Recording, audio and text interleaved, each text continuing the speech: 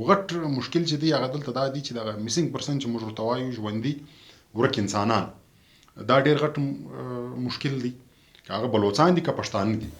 پښتانه هم په بلوچستان کې ورک دي؟ او ډېر زیات ورک دي. دا اوس د خیبر په جرګه کې موږ بقاعده د دې ډیټا راټوله کړه په هر ولسوالۍ کې پښتانه ورک دي. د بلوچستان په دا جنوبي پښتونخوا مطلب ژوب لورلایي داسې راځي بیا تر چمن تر پښینه دوکۍ یارلایي دلته ژوندي پښتانه ورک دي.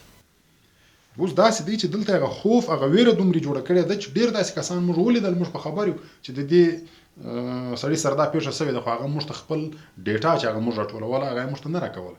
ویرېدل دلته هغه ویره هغه خوف دومره جوړ کړی دی. یعنې دلته یو په داسې طرز باندې دغه ریاستي ظلم جبر روان دی چې دوی وایي زه به دې وژنم هم وهم به دې هم وسایل به دې هم لوټم او ته به فریاد هم نه کوې ژاړې به هم نه.